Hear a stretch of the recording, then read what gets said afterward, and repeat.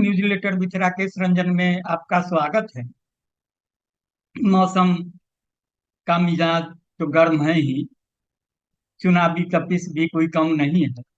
ऐसे में बिहार से जो खबर सामने आई है वह तो आम जनता को हलकान करती ही है, खासतौर से राजनीति को भी हलकान करने वाली।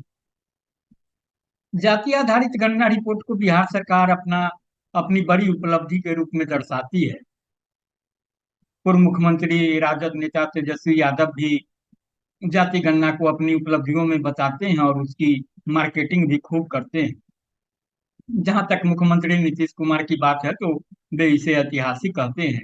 इसी रिपोर्ट के आधार पर बिहार में आरक्षण का कोटा पुनर्निर्धारित किया गया। आरक्षण 60 से बढ़ाकर 75 कर दिया। जिस जाति गणना को नीतीश कुमार अपनी उपलब्धि बता रहे हैं, उन्हीं का विभाग उनके दावे को झूठा करार देता है। सामान्य प्रशासन विभाग आरटीआई के तहत पूछे गए एक सवाल के जवाब में कहता है कि बिहार जाति आधारित गणना 2022 से संबंधित आंकड़ों को संप्रति जिलावार और पंचायतवार संकलित नहीं किया गया। मुजफ्फरपुर के रहने वाले अमरेंद्र कुमार के आरटीआई के जवाब में सामान्य प्रशासन विभाग के लोक सूचना अधिकारी सह उप सचिव मिनहाज अख्तर ने बताया है कि जिलावार और पंचायतवार आंकड़े संकलित नहीं है। इस जवाब के आलोक में यह प्रश्न बनता है कि जब आंकड़े पंचायतवार और जिलावार संकलित ही नहीं किए गए तो राज्य स्तरीय आंकड़े किस आधार पर तैयार किए गए। जाति आधारित गणना की रिपोर्ट विधानसभा के पटल पर रखी गई और उसी के आधार पर आरक्षण का कोटा भी पुनर्निर्धारित किया गया। यदि लोक सूचना पदाधिकारी द्वारा दी गई सूचना को सही माना जाए तो विधानसभा में प्रस्तुत जाति आधारित गणना की रिपोर्ट पूरी तरह से फर्जी और निराधार है।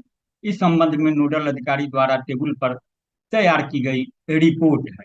विधानसभा में रिपोर्ट पर हो रही चर्चा के दौरान स्वयं मुख्यमंत्री ने कहा था कि सभी तरह की जानकारी पंचायतवार संकलित है और सरकार उसके आधार पर पंचायत स्तरीय योजनाओं का निर्धारण भी करेगी। यदि जाति आधारित जनगणना की रिपोर्ट पंचायतवार संकलित नहीं है तो क्या मुख्यमंत्री विधानसभा को गुमराह कर रहे थे। लोक सूचना अधिकारी द्वारा दी गई जानकारी को सही मान लिया जाए तो यह एक बड़ा घोटाला का भी खुलासा हो रहा है। सरकार ने हाल ही 6,000 तक मासिक आमदनी वाले गरीब परिवारों के लिए 2-2 लाख रुपए देने की शुरुआत की है ताकि वे आर्थिक उन्नयन कर सके, अपना रोजगार शुरू कर सके। ऐसे परिवारों की संख्या 96 लाख से अधिक है। जब सरकार के पास पंचायत और जिलावार आंकड़े संकलित नहीं है तो वे कौन परिवार हैं जिनकी आमदनी प्रति माह 6,000 रुपये तक है।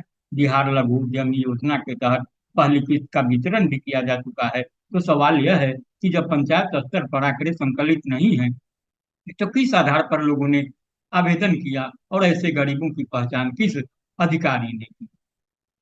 सरकारी दस्तावेज ही बता रहे हैं कि जाति आधारित गणना के आंकड़े पंचायत और जिलावार संकलित नहीं है तो राज्य स्तरीय आंकड़ों को कैसे सही माना जाए। मुख्यमंत्री और जाति आधारित गणना के नोडल अधिकारी को यह बताना चाहिए कि पंचायतवार और जिलावार आंकड़ों के बिना राज्य स्तरीय आंकड़े कैसे तैयार किए गए। तो बिहार के वरिष्ठ पत्रकार है वीरेंद्र यादव सवाल पूछते हैं कि वह कौन सा विज्ञान है कि बिना दूध और चूरन के दही बन जाता है।